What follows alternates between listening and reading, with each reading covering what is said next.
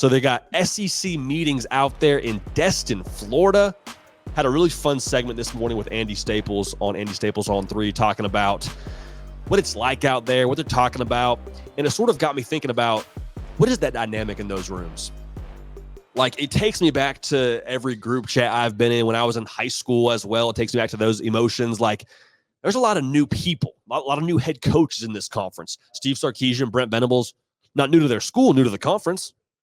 Jeff Lebby, he's a new head coach out there at Mississippi State. Mike Elko, new head coach at A&M. Kalen DeBoer, obviously the new guy at Bama. What's that like for those guys, man? Walking into a room with Kirby Smart, Brian Kelly, Lane Kiffin. Like, there's a little bit, I would have to imagine, of, all right, here we go.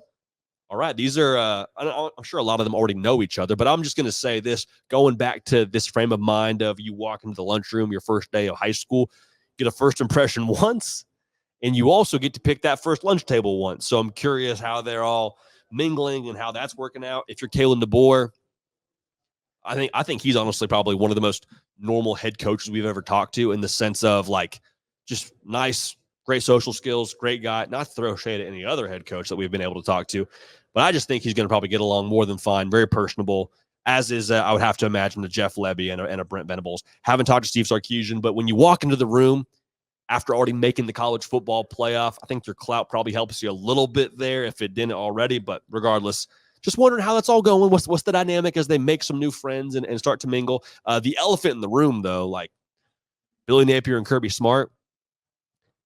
Believe Billy Napier is already well-liked by his peers. Have to believe the same thing is true of Kirby Smart. But Jaden Rashada, who is, of course, Kirby Smart's backup quarterback at Georgia, is currently suing not the University of Florida. He is suing Billy Napier. What's that dynamic like in that room? If you're Billy Napier, how do you address this? Do you walk in there and do you just, like, take it head on and say, hey, sorry, this whole thing is happening. Excited to play y'all. Like, what's the back and forth? Do you go with a little subtle joke and say, yeah, Kirby's backup quarterback is suing me, man? What am I, can't catch a break here? Do you do a little self-deprecation? That's always a good play, in my opinion.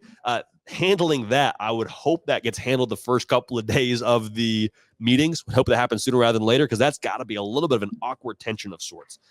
Another awkward tension situation, Josh Heupel and Eli Drinkwitz. Now, I don't pretend to know the exact dialogue they've had behind closed doors or exactly how they feel about each other, but I got to believe, man, the whole "we stand on business, Josh," like, I don't think that's forgotten by anybody on either side of that thing.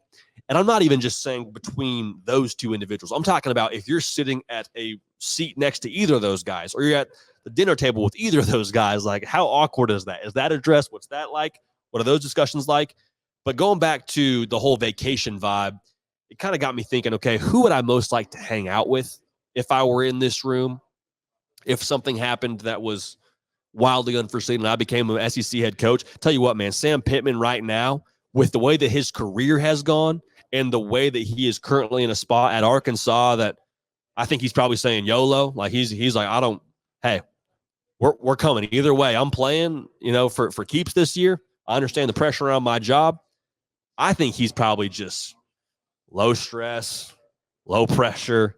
It is what it is. He's coached ball a long time. Sam Pittman, I'm sure he'd like to stay the head coach at Arkansas. Let's be very clear. He doesn't need to be an SEC head coach. He's got his money.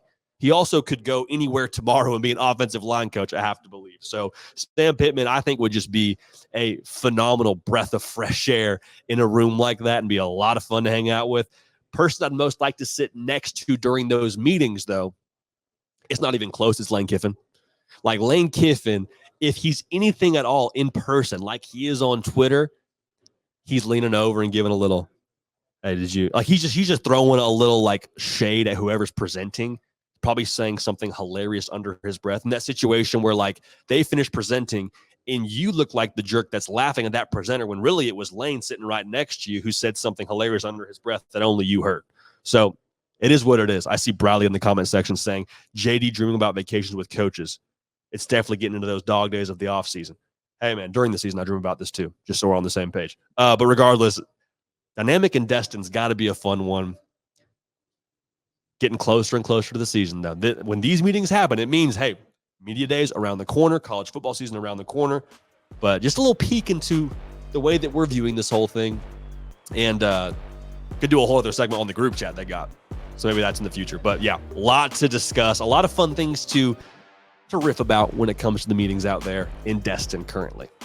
Hey y'all, thanks so much for watching. Subscribe to the channel here to make sure you don't miss an episode of The Hard Count. Also be sure to check out other videos on the On3 YouTube channel.